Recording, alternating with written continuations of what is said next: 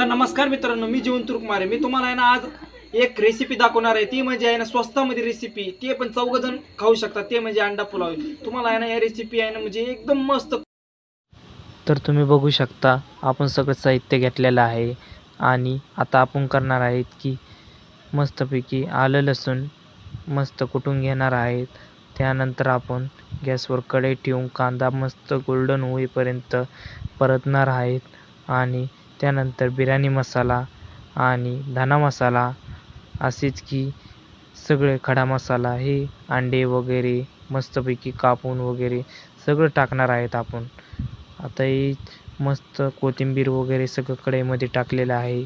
त्यानंतर आपण हे मस्त परतून घ्यायचे आहे.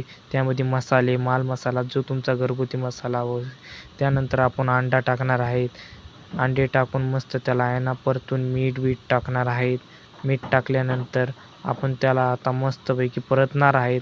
त्यानंतर परतल्यानंतर आहे ना त्याला मस्त लाल होईपर्यंत त्याच्यामध्ये आतमध्ये जाईपर्यंत आपण त्याला परतणार आहे. मस्त कडक तेल तापलेलं पण आहे. मस्त आता त्याच्यामध्ये मिरची तिखट मिरची आपण टाकणार आहे. थोडीच चवीनुसार टाकावी आणि त्यानंतर आपण अजून थोडी टाकावं. तुम्हाला जेवढी टाकायची तेवढी तुम्ही टाकू शकता, काय अडचण नाही. त्यानंतर मस्त परतून घ्यायचे आहे. परतल्यानंतर मस्तपैकी आहे ना त्याला म्हणजे जोपर्यंत त्याच्यामध्ये त्याचा रस जात नाही तोपर्यंत त्याला असे करावे. मग त्यानंतर गॅस स्लो करावा. मग त्यानंतर थोडी अंबारी टाकावी. अंबारी जेवढी तुम्हाला टाकायची असेल तेवढी तुम्ही टाकावी. चवीनुसार स्वाद यायला पाहिजे. त्यानंतर मस्त परतून घेऊन आपण एक कुकर घेऊ. गॅस चालू करून मस्तपैकी आता त्याच्यामध्ये आहे ना आपण तेल टाकूया 2 चमचे. तेल टाकल्यानंतर मग त्याला मस्त गरम होईपर्यंत त्याच्यामध्ये टाकू खडा मसाला टाकल्यावर त्याला मस्त एकदम मस्त तळून घेऊन एकदा कांदा टाकू. मस्त कांदा फ्राय करून त्याला मस्त लाल होईपर्यंत कांदा घेऊ. त्यानंतर आपण त्याला असे परतून घ्यायचे आहे बघा. परतून घेतल्यानंतर त्याच्यामध्ये आलं लसूण पेस्ट हे टाकायचे आहे. त्यानंतर आलं लसूण पेस्ट टाकल्यानंतर पण त्याला आहे ना असे परतायचे आहे. परतल्यावर म्हणजे लाल होईपर्यंत. मग त्यानंतर बिर्याणी मसाला आपला सगळा जो हा मसाला आहे तो त्याच्यामध्ये टाकायचा आहे. त्यानंतर थोडंसं तेल पण टाकावं लागेल अजून तुम्हाला जर लागल्यास. मग बिर्याणी मसाला, हळद, मीठ, तुमचे मसाले, अंबारी हे असे मसाले टाकून घ्यायचे आहे. मग मसाले टाकल्यानंतर थोडी हळद टाकावी. हळद टाकल्यानंतर मस्त परतून घ्यायचे आहे. मस्त परतून घेऊन टमाटे टाकायचे आहे. टमाटे टाकल्यानंतर मस्त त्याला आहे ना एकदम परतून घ्यायचे आहे. त्याचं जो पाणी आहे ते सगळं त्याच्यामध्ये टाकायचे आहे. मस्त परतून घेऊन त्याला हलवायचे आहे. त्यानंतर मग थोडं मीठ टाकायचे आहे. मीठ टाकल्यानंतर त्याला मस्त परतायचे आहे. परतून त्यामध्ये आता चवीनुसार बघायचे आहे. यात बिर्याणी मसाला थोडा राहिला होता तो पण टाकायचा आहे.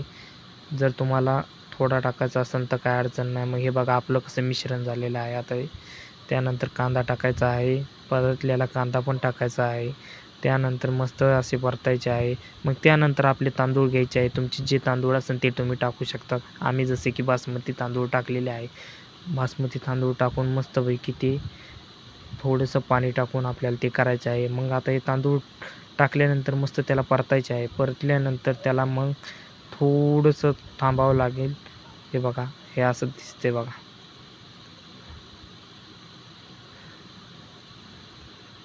मग ते परतल्यानंतर आपण त्याला पाणी टाकायचे आहे. पाणी आपण जे तांदळामध्ये ठेवले ते टाकायचे आहे. मग आपले हे परतलेले अंडे मस्तपैकी भातामध्ये टाकायचे आहे. त्यानंतर जे चिपकलेले आपले म्हणजे अंड्याचे हे चविष्ट पाणी होते ते टाकायचे आहे. थोडं पाणी टाकलेलं आहे. पाणी टाकायचे आहे. मस्तपैकी मग थोडा वेळ थांबायचे आहे आणि हे बघा आपली बिर्याणी. तुम्हाला बघताच तोंडाला पाणी सुटलं असेल. हे बघा एकदम मस्त झालेली आहे. एकदम वास तर खूपच छान येत आहे. आताच आम्ही आता मस्त खाणार आहे. हे बघा अंडे याच्यामध्ये खूपच भरभरून मस्तपैकी स्वाद गेलेला आहे. हे बघा लिंबाचा मस्त रस. तर तुम्हाला आहे ना माझी माहिती कशी आवडली आणि माझी रेसिपी कशी आवडली फक्त याला तुम्ही नक्की सांगा. आणि या रेसिपीला खर्च फक्त माझा 100 रुपये आलेला आहे. तुम्ही पण तुमच्या घरी बनवून खाऊ शकता. धन्यवाद.